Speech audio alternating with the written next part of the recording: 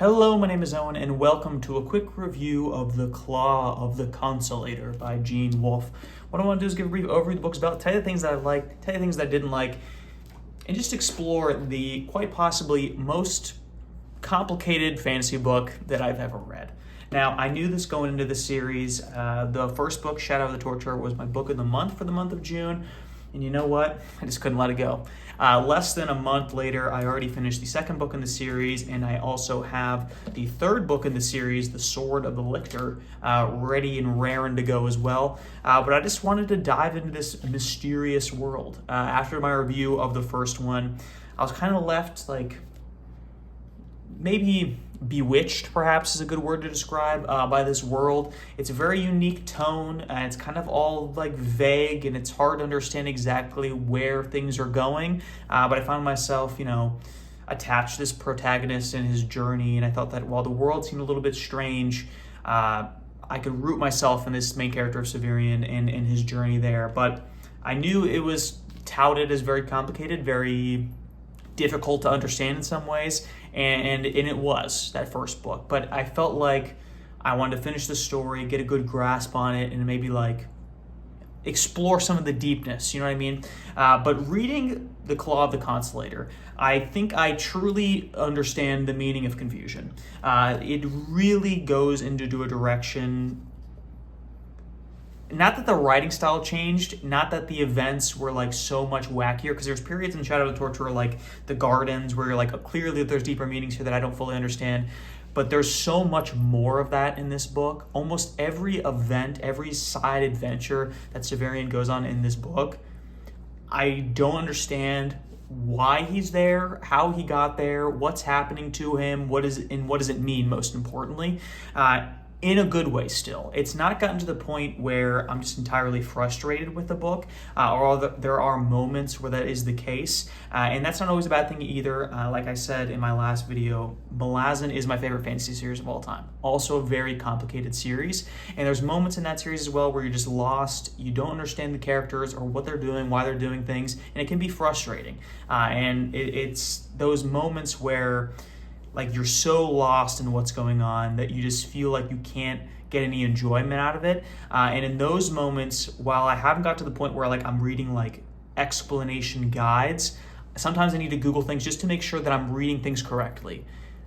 Even just the confirmation of a Reddit post saying you're supposed to be confused here is enough to make me be okay, that's fine. But just as a warning, this book, I feel more than Shadow of the Torturer, has those moments of you're so lost, you're so confused, everything is so metaphorical that you're lost and you're supposed to be lost. It's one of the features of the book.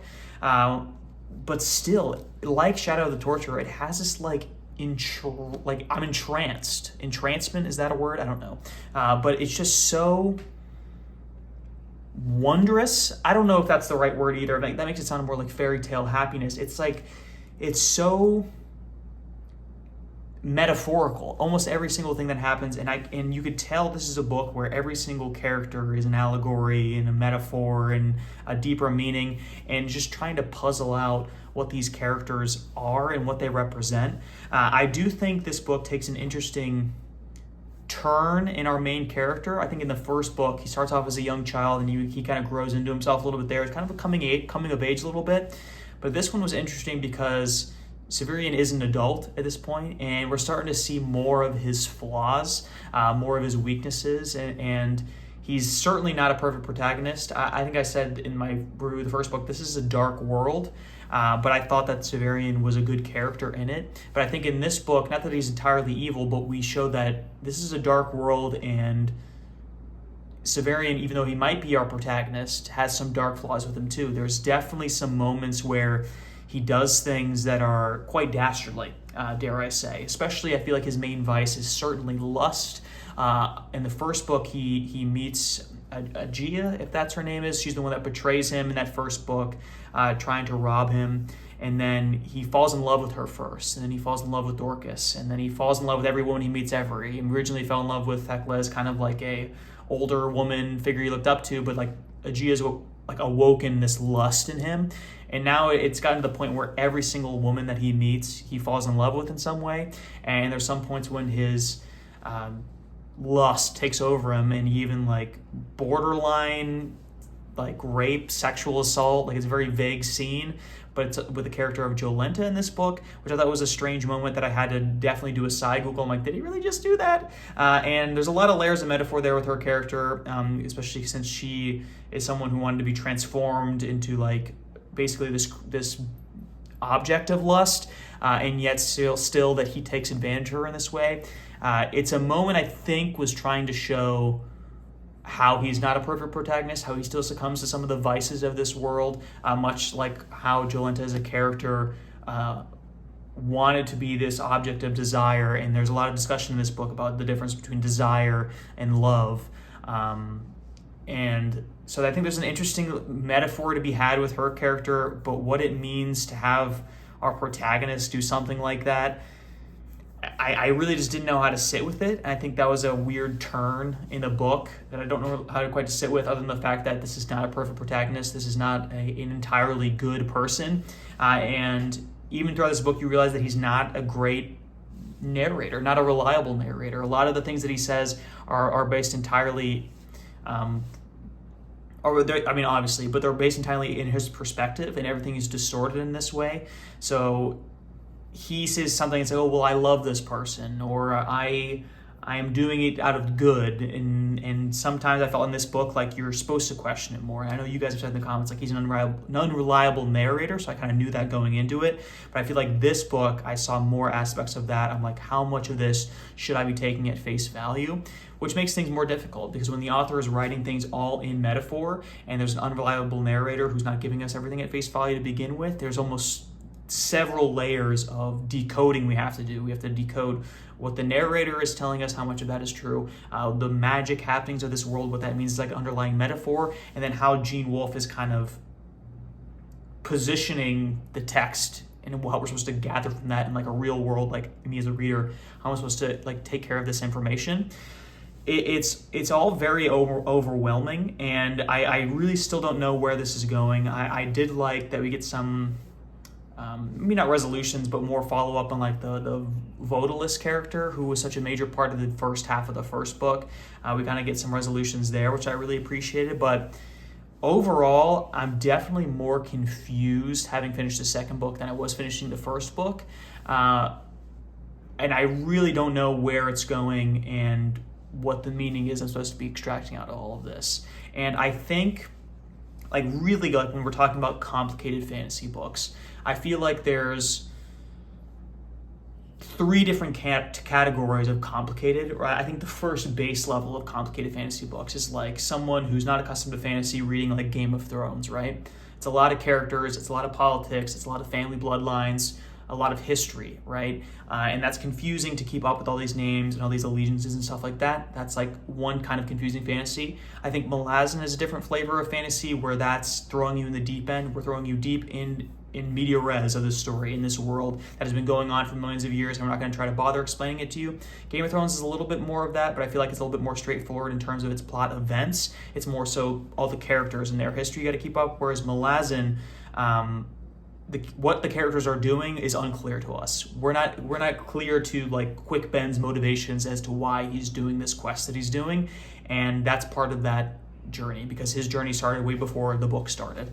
And then the third flavor that I found is in the Book of the New Sun so far, where it's like thematic conclusion. Nothing that happens is straightforward. There's no like real clear hero's journey. And I feel like in some ways it's also like reminiscent of like Lord of the Rings, in the sense of like tangents into like poems or stories. There's a chapter in this book that's like an entire play, which I've gathered no meaning from. I did not understand a single thing that was happening, and it was a chapter long, and I'm like, I don't know who these characters are, what they're talking about, and quite frankly, I'm lost, completely lost. And Lord of the Rings has moments like that too, where it's just like 3 pages long in poems, but then coupled with the fact that everything is metaphor, everything has a deeper meaning, and there's moments of Lord of the Rings I feel like that are like that too, even though I think the wider story is more accessible. There's so many portions, like I feel like if you're comparing it to Lord of the Rings, like Tom Bombadil, right? a whole extended section about that. You're just left wondering, like, what was the point of that? What did it mean? Because clearly the author put it there for a reason. The entire book is like that. Every character that Severian meets explains that in some way. But there are some interesting plot developments, I feel like, in this book. I think that the character of Jonas is interesting. We get not a lot of, I wouldn't say, but world building with the characters are like these cyborgs, ? This Jonas character who's like part flesh, part machine.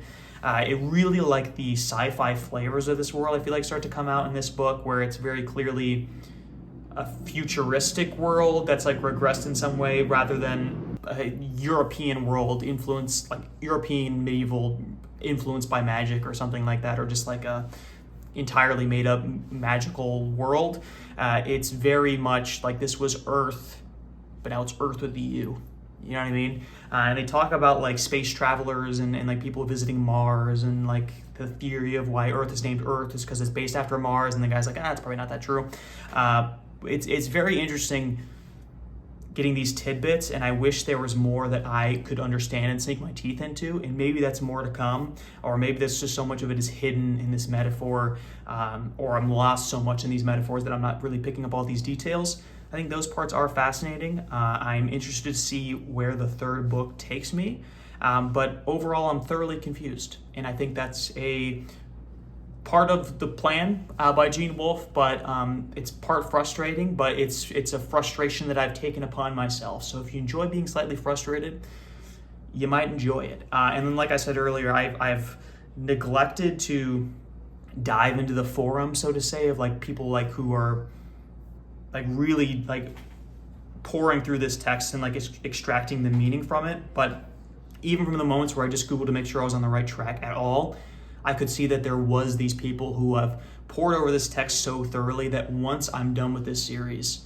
I know that I'll be able to just like immerse myself into these like analyzations of the text, which I think is so fascinating when you uncover fan bases like this that who to them this series is like Shakespeare, right? They've poured over it, they've extracted meaning from every paragraph, every word, which is a sign of a great work. I think that people can do that, but it's interesting and scary to be in the middle of it without a lifeline. But I don't want that lifeline until I finish the books by myself and try to extract my own meaning from it, and then compare that to the notes of people much smarter than me and who probably have a better grasp of the situation.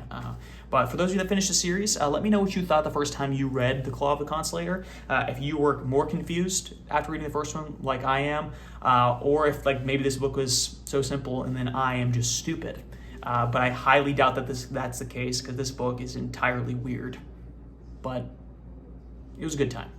Be sure to like and subscribe if you like the video and you want to see more like in the future. And as always, thanks for sticking around.